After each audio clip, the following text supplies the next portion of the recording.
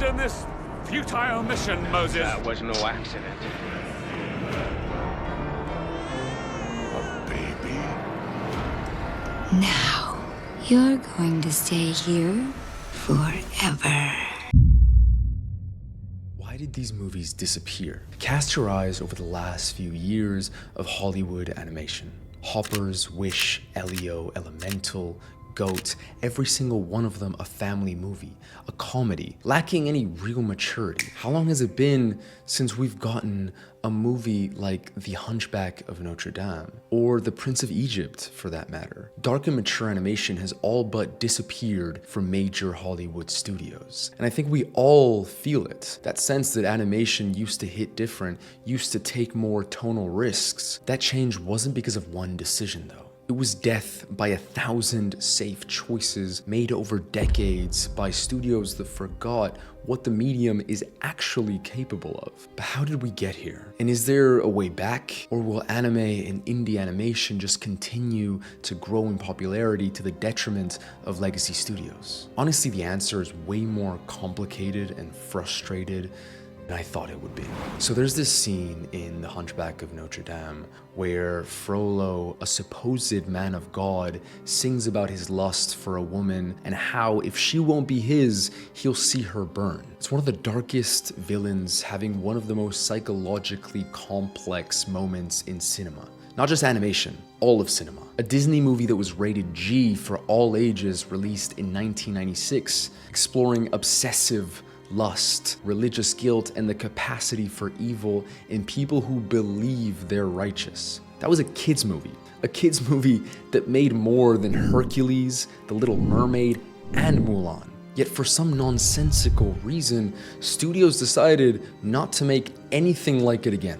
I'll get to exactly why later in the video, but first we have to turn back the clock, because the history of dark animation is wild and was way more common than you probably realize. Because animation's first few decades weren't always a safe, childish space. Disney's earlier movies went to places modern studios wouldn't touch with a 10-foot pole. I haven't watched Bambi in a long time, but when I rewatched the scene where Bambi's mother gets shot, it surprised me how insanely dark and somber it is.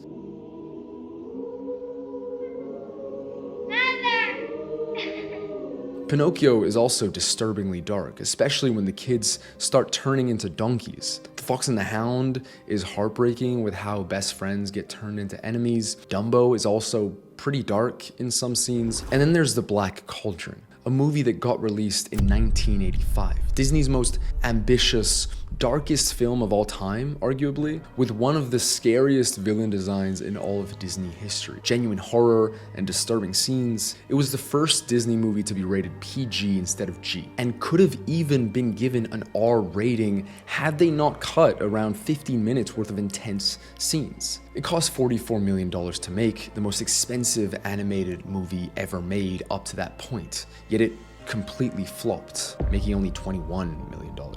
It failed despite being one of the most interesting Disney movies artistically and stylistically, because the story just fell flat, but that failure planted a seed of fear in Hollywood that never fully died. But here's what most people don't talk about. 6 years before The Black Cauldron even released, someone inside Disney had already seen this coming. Don Bluth was one of Disney's most talented animators, but in 1979 he walked out of the studio, taking 11 colleagues with him because he believed Disney had lost its creative soul and had become too corporately calcified. He wasn't wrong. Disney struggled for like a whole decade after that, yet Don Bluth made some of the most respected animated movies of the time. The Secret of Nim, An American Tail, The Land Before Time, movies with adult-level storytelling that didn't talk down to their audience and had some brutal sequences and scenes. Bluth proved repeatedly that the audience for more mature and dark animation existed. Moving forward to the 90s, The Hunchback of Notre Dame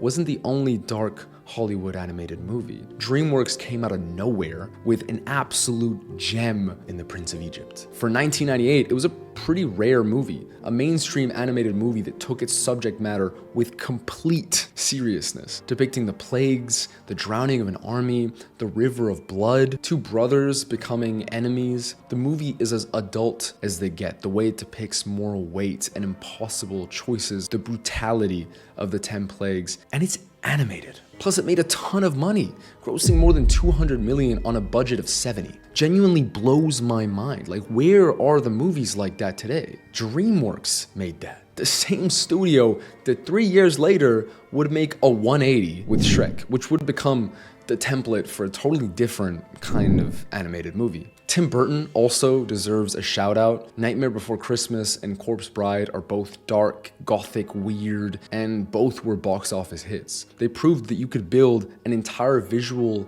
and tonal world around darkness and people would love it. And then there's Laika, the only big Hollywood studio making darker animated movies more recently that are successful. Coraline and Kubo and the Two Strings being the standouts. Movies that have consistently been willing to go to genuinely dark places. Coraline is one of the most frightening movies made for children in the last 20 years. Not frightening in the jump scare way, although it's got some good jump scares, more so terrifying in the psychological and creepy way. Although Kubo was less successful, Coraline was super successful, and those types of movies have the potential to do so well with today's audience. So clearly darker, more mature animation has worked countless times. Yet when you actually look at what Hollywood's biggest studios have been putting out recently, it's worse than you probably think. I mean, look at the last 3 years alone. Sequels, safe originals with maximum family appeal. Wish was so aggressively inoffensive that it became one of the most irrelevant Disney movies almost immediately. Elio was god-awfully unoriginal. Yes, of course there are exceptions like The Wild Robot,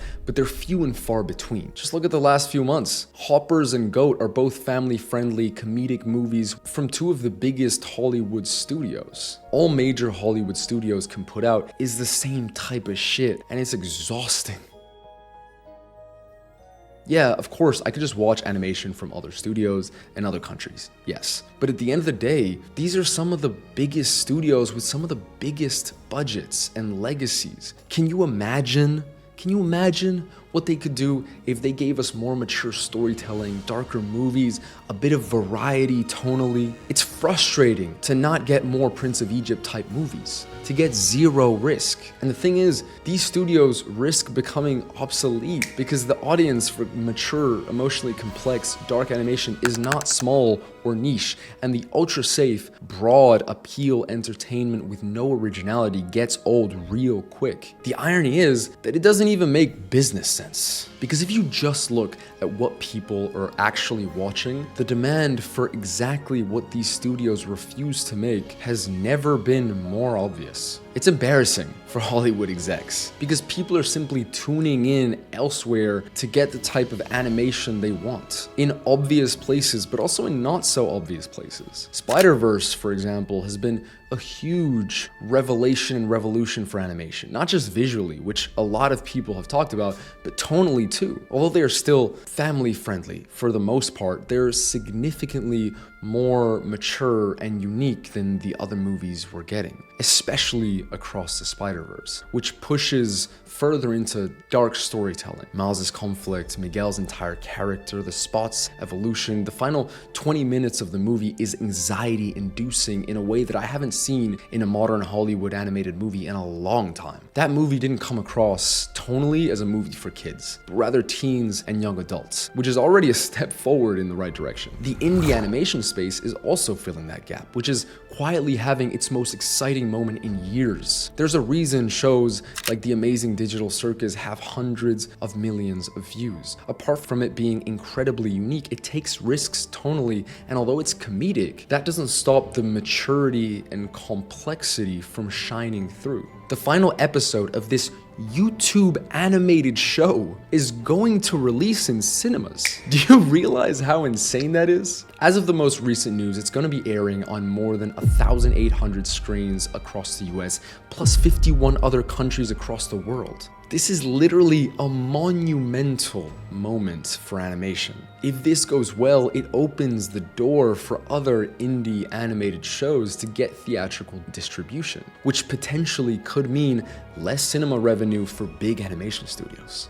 Anime is another obvious place where people get their fill of more mature, dark storytelling. Most of Studio Ghibli, Perfect Blue, Akira, movies that operate at a register of emotional complexity, Hollywood animated movies almost never attempt. And the Western appetite for anime has been growing every year, like we all know. Demon Slayer, Jujutsu Kaisen, Your Name, Devilman Crybaby, Attack on Titan, people are consuming these stories voraciously. The Boy and the Heron, a mature movie with dark tones that just came out a few years ago, did great and won the Oscar. 2 anime movies grossed nearly $1 billion worldwide last year, one of them being R-rated. These aren't niche movies that found a cult following. Streaming platforms have also been cautiously pushing into darker animated territory too. Arcane and Invincible being the most significant examples, but Primal is another great example on Prime. Scavenger's Reign too. Gorgeous, complex, and deeply unafraid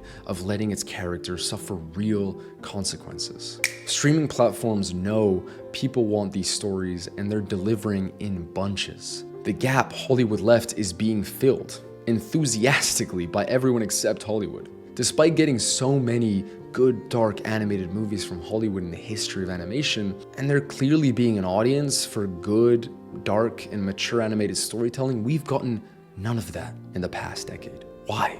Well, it's more complicated than it seems. There are 3 main factors that have been in play for decades, so let me explain. The first is the oldest and most obvious, something we've all heard before, that animation is for kids. But the root of this surprised me when I really looked into it. Just as an aside though, I feel like it would be normal for an animation fan to say, oh, no one actually believes that anymore. With all the great, mature animation that's coming out, there's no way. And I've thought that too, but I still get comments from family members that disparage animation. Even my parents sometimes assume that just because a movie is animated, it's childish. The notion that animation is just for kids is still very much ingrained in older generations. I mean, even the former CEO of Disney basically implied that animation is just for children in an interview in 2022. I always say that when fans and our audiences put their kids to bed at night after watching Pinocchio, they're probably not going to tune into another animated movie. If he thinks that, I'm sure a lot of executives at these studios think the same damn thing. And it applies to animation directors inside Hollywood too, that are forced to face this conversation constantly in a way live action directors simply never do. A live action director never has to justify why their movie is too adult. An animation director has to fight that assumption constantly. They have to fight the entire industry's preconceived notions about what animation is supposed to be. But it wasn't always like that. Animation actually started as a niche adult medium, with cartoons like Betty Boop, Popeye, and even early Mickey Mouse that all gained mass popularity in the 20s and 30s in the US. But with Disney's successes coming from their more fairy tale, kid-friendly movies like Snow White, Cinderella, Peter Pan, and also the Hays Code censoring mature animation content, multiple generations were conditioned to view animation as children's entertainment. Add to that the continued success of Disney, especially in the Renaissance, and the millions of kids that sat in front of the TV with a bowl of cereal every weekend and watched TV cartoons like Scooby-Doo, the Flintstones, Tom and Jerry. And the perception became self-reinforcing. Animation and cartoons are for kids. Decades of positioning animated movies as children's entertainment created a belief so ingrained that nobody inside the industry stops to question it anymore, which means every decision downstream of it follows automatically. In parallel, shows like The Simpsons and South Park were gaining enormous popularity in the early 90s, so by the time the Renaissance was in full swing, swing, animation can only be two things: childish family entertainment or adult raunchy comedy. That's it. Anything that didn't fit neatly into one of those two buckets was extremely hard to get greenlit. But that's just one piece of the puzzle. Money is an even bigger part of it. See, a sequel to a known property comes with a built-in audience, marketing, merchandise. An original, mature animated movie comes with risk and a metric ton of uncertainty. From a purely financial standpoint, Toy Story 5 is a safer bet than anything new. The studios aren't dumb. The odds of an original animated movie making more in the short term than Toy Story 5 or any of these sequels is tiny. I mean, 13 out of the top 15 are either sequels or established IP. And the budgets make it even more complicated. A modern Hollywood animated film costs between $100 and $350 million to make and market. At that scale, you can't really afford to make something that only some people want to see. You're forced to capture as many people as possible. Parents, grandparents, children, international markets. You need a movie that translates universally. Mature, dark, tonally specific storytelling is by definition a way narrower proposition than broad family entertainment. And at $200 million a movie, which is where Disney, DreamWorks, and Pixar operate, speaking precisely to fewer people is a financial catastrophe waiting to happen. So as the budgets have gone up over the past 20 years, the movies had to get safer, because mathematically, that's the only choice they have. Apart from obviously lowering the budgets, which is also why a lot of the more mature,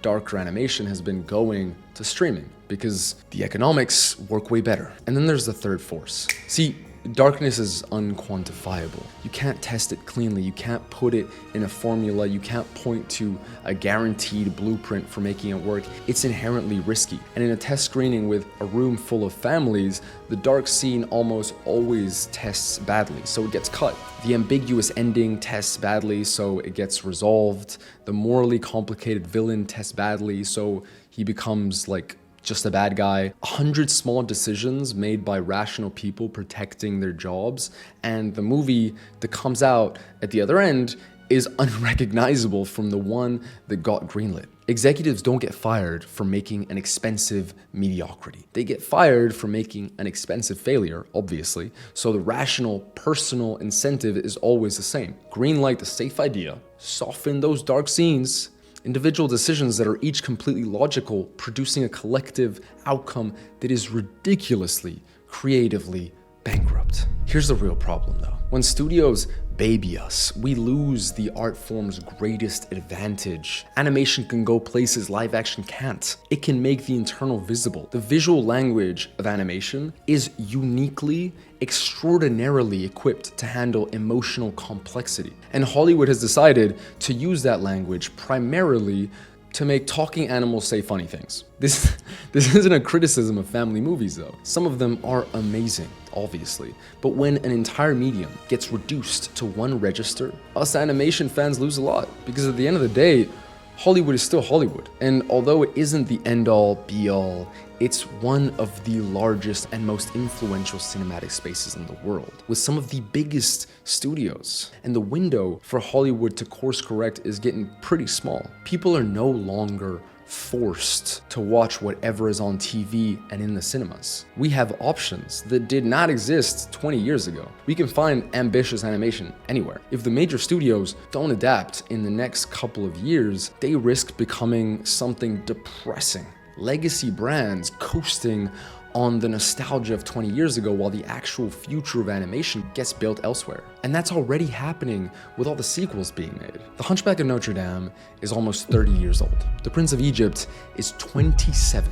The Iron Giant is 26. We've been waiting a long time for Hollywood to make something that trusts us with more maturity and boldness the way those movies did. Because here's the thing, you don't forget what it feels like to sit in a cinema and have an animated movie treat you like an adult, like someone capable of sitting with something complicated, something unresolved, something that requires a little bit of interpretation and thought.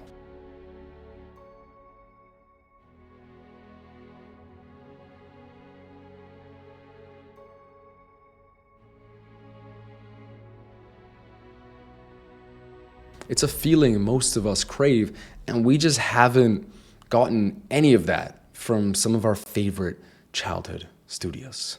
So I'm hoping that in the future, that changes.